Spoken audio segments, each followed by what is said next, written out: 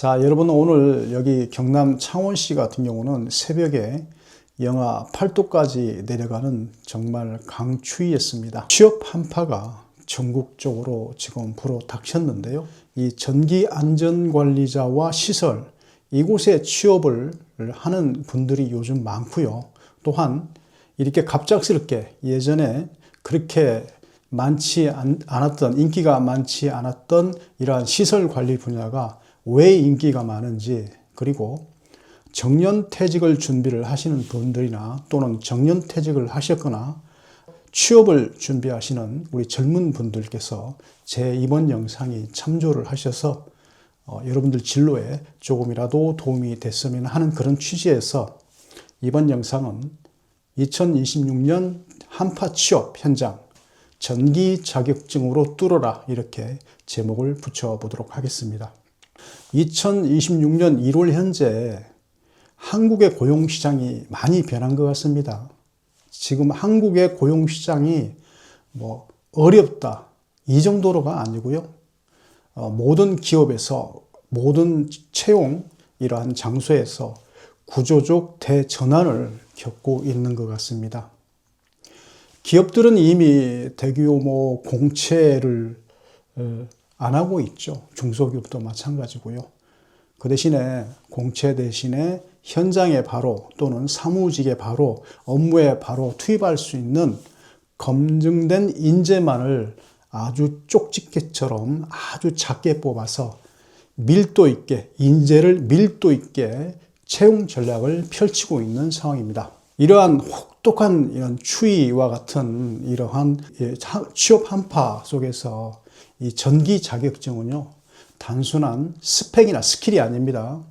어떻게 보면 우리의 생존을 위한 강력한 면허, 즉 기술적 면허, 라이센스가 될 수 있다고 봅니다.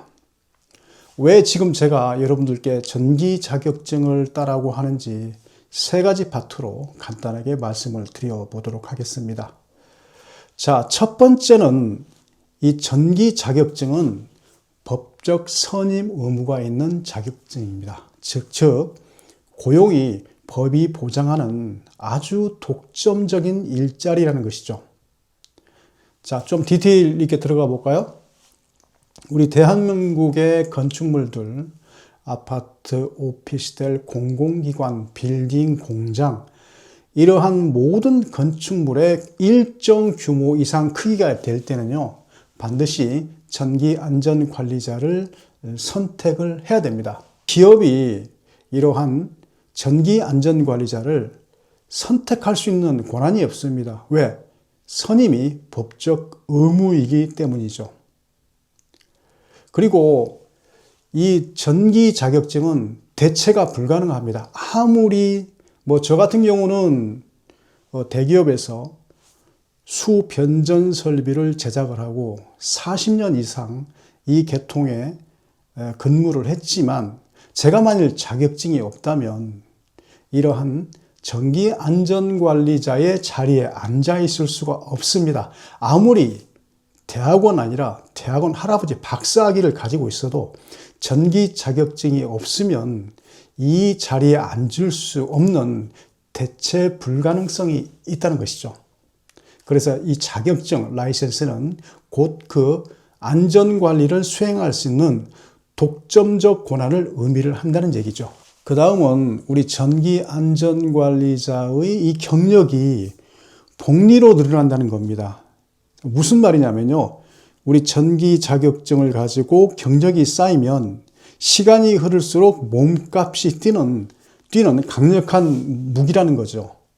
사실은 우리가 다른 분야의 직업 같은 경우는 나이가 들어갈수록 그 근로자의 근로 가치가 약간 떨어진다고 볼 수가 있죠. 물론 다 그런 건 아니지만 보통 그러한 추세로 가고 있습니다. 하지만 이 전기 자격증은 전기기사 취득 후 2년, 그리고 전기산업기사 취득 후 4년의 경력을 쌓으면 무제한 선임이라는 자격이 주어집니다. 그래서 우리가 그 자격증을 따고 나이가 들어갈수록 마치 된장이 익어갈수록 그 값어치가 있듯이 우리 전기 자격증은 이러한 세월이 흐를수록 몸값이 복리 효과로 뛰는 이러한 장점이 있다는 것을 말씀드리고 싶습니다. 자, 두 번째는 모든 미래의 기술은 전기로 통한다입니다. 요즘 신산업들이 많죠.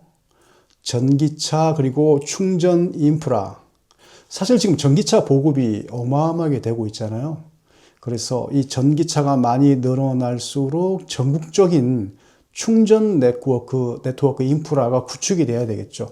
여기에는 분명히 앞으로는 우리 전기안전관리자의 자격증 선임이 필수가 될 수 있습니다.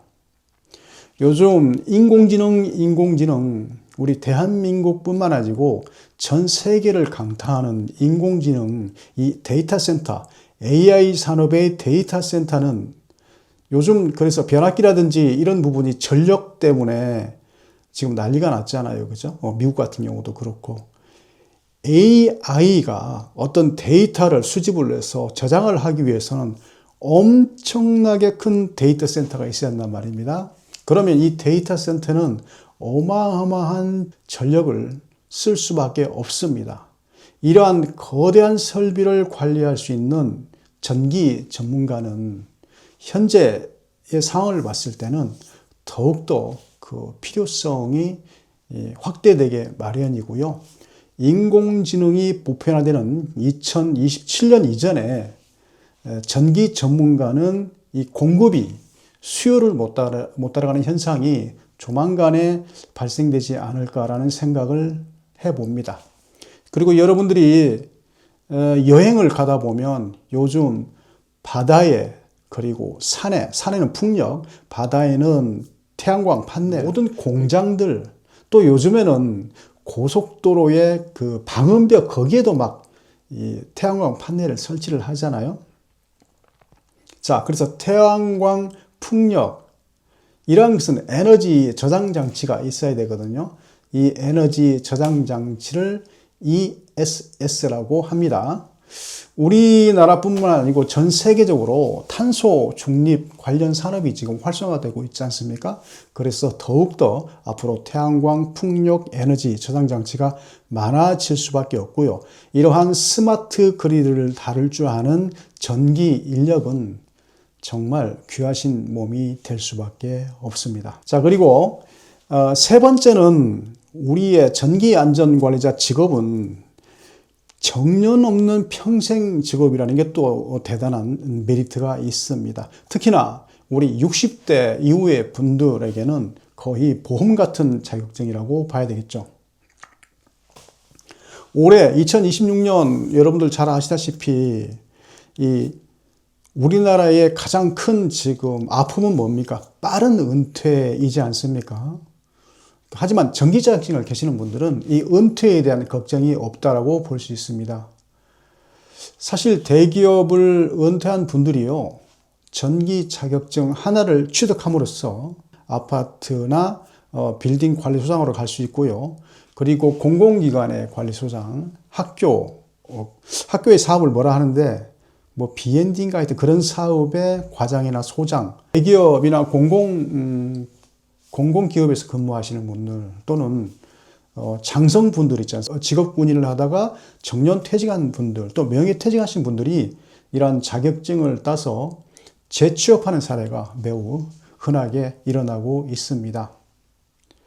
자, 그리고 아까 말씀드렸다시피 지금 이 전기 자격증을 가지고 70대까지도 현역으로 근무하시는 분들이 저희 개원들 중에서도 여러분 계십니다. 이러한 취업이 어려운 2026년에 이러한 취업 한파가 있는 지금 이 현실에서 이곳의 전기 기술을 익혀서 전기 자격증을 딴다면 지금 100세 인생 향후 30년 이상의 안정된 직장 생활을 할 수 있다고 보겠습니다. 자, 이제 결론을 내도록 하겠습니다. 2026년도 대한민국 고용 전망 보고서에 따르면요, 지금 이 기업들은, 대기업이나 중소기업들은 스킬 중심 위주로 완전히 돌아서고 있습니다. 지금은 어떤 사람의 그 열정이라든지 이런 것보다는 국가가 인정하고 공인한 이 자격이 훨씬 더 강력하게 먹혀 들어가는 세상입니다. 여러분들 전기 공부를 하시는 분들 공부하시기가 상당히 어렵죠. 저도 약 한 7년 정도 현장에서 전기 강의를 했습니다마는 지금은 안 하고 있습니다. 그 전기 공부가 어렵다라는 것은 많은 분들께 제가 얘기를 들었습니다.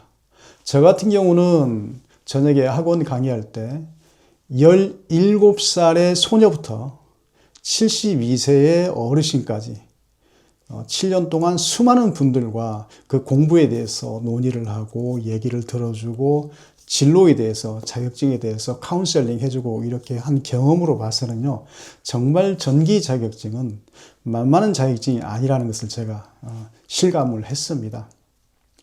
자, 그런데 이러한 전기 자격증이 진입이 힘들지만 일단 그 진입 장벽을 넘어서 내가 자격증을 취득하고 아까 말씀드린 대로 전기산업기사는 4년, 전기기사는 2년이란 세월을 진입 장벽을 넘게 되면 다른 분들이 이렇게 넘어올 수 있는 장벽이 높기 때문에 의외로 내가 힘들게 넘었던 진입 장벽이 내 자신의 직장을 보호해주는 그러한 방어 장벽이 될 수 있다는 것이죠. 제가 좀 이렇게 안타깝게 생각드는 거는요. 우리가 나이 드신 분들, 정년퇴직하신 분들도 이러한 시설 쪽에 취업이 가능하고 우리 젊은 분들도 이러한 길에서 젊은 분들은 뭐 일단 이런 데 오셔서 전기자격증 취득하고 그래서 뭐 공공기관으로 시험도 한번 쳐본다거나 한전이나 기술직 공무원으로 또 이렇게 근무하면서 공부할 수 있거든요. 이러한 길이 있는데 이러한 부분을 모르고 방향을 잘못 잡고 뭐 엉뚱한 공부로 이렇게 시간을 보내는 거 보면 참으로 안타까울 때가 많습니다. 자, 제가 전기 강의를 할 때 학생들에게 이런 말을 했어요. 전기는 직류와 교류가 있다. 전기는 고들직자, 직류와 그리고 교차하는 교류가 있다. 직류는 여러분 건전지 생각하세요. 건전지는 플러스에서 마이너스로 힘만 있어요. 힘만 있어. 방향이 없습니다. 그래서 직류는 고들직자입니다. 쭉 가는 거예요. 그래서 해석이 쉽죠. 왜? 직류는 한쪽 방향으로 힘만 있기 때문에 그 힘만 스칼렛 값으로 해석을 하면 돼요. 자, 교류는 어떻게 됩니까? 파형이 있죠. 뭐 전기에 대해서 잘 모르시는 분도 있으시겠지만 대한민국 전기는 220V 60Hz입니다. 이 60Hz가 파형이 플러스와 마이너스를 60번을 왔다 갔다 한다고 해서 60Hz입니다. 자, 그러면 직류는 스칼렛 값이니까 어떻게 돼요? 힘만 있으니까 해석이 쉬운데 이 교류는 힘도 있지만 방향이 있어요. 그래서 우리가 인생을 살아갈 때 전기를 공부를 하는 것처럼 어떤 방향으로 힘만 쓰는 것도 중요하지만 방향을 잘 잡아야, 방향 선택을 잘해야 우리가 좀 더 쉽게 인생을 살아갈 수 있다. 좀 더 쉽게 전기 공부도 할 수 있다. 이렇게 설명하는 경우가 많거든요. 그래서 여러분들이 오늘 저한테 이제 이 전기 공부를 하면은 어떠한 미래가 열릴 것이다라는 말씀을 제가 드렸잖아요. 물론 저도 개인적으로 예전에는 우리 시설 쪽에 들어오시는 거를 특히 젊으신 분들을 제가 반대를 많이 했어요. 강의를 하면서도 웬만하면 중소기업이나 대기업에 들어가거나 공무원 시험을 쳐라 이렇게 했는데 요즘 자리가 워낙 없으니까 지금 같으면 이제 말을 그렇게 할 것 같아요. 직류처럼 뭔가를 인생을 보지 말고 교류를 해석하듯이. 그래서 말씀은 아까 덜 드렸는데요. 그래서 직류는 스칼렛 값으로 값을 판별을 하지만 교류는 변화가 있기 때문에 벡터 값으로 하거든요. 벡터가 뭡니까? X축과 Y축을 이렇게 해서 그 값을 이렇게 사다리를 해가지고 벡터 값을 구하는 것이죠. 그래서 방향이 있으면 벡터 값을 들어대야 돼요. 스칼렛 값을 들이대면 안 돼요. 자, 좀 쉽게 말씀을 드리면요. 우리가 지금 어느 부분에 취업이 잘 되느냐, 어느 부분에 TO가 있느냐, 전기 쪽에 있단 말이에요. 그래서 우리가 직류와 교류를 해석하듯이 우리 전기 자격증을 따고 좀 더, 물론 전기 일 자체가 뭐 의사나 판사나 변호사나 뭐 이런 직렬처럼 돈을 많이 버는 건 아닙니다. 하지만 그래도 300에서 400 정도는 받을 수 있는 직장이기 때문에 여러분들 한번 도전을 해보시라고 오늘 영상을 만들어 보았습니다. 제가 전기를 강의를 할 때는 이렇게 녹화를 한 다음에 편집을 합니다.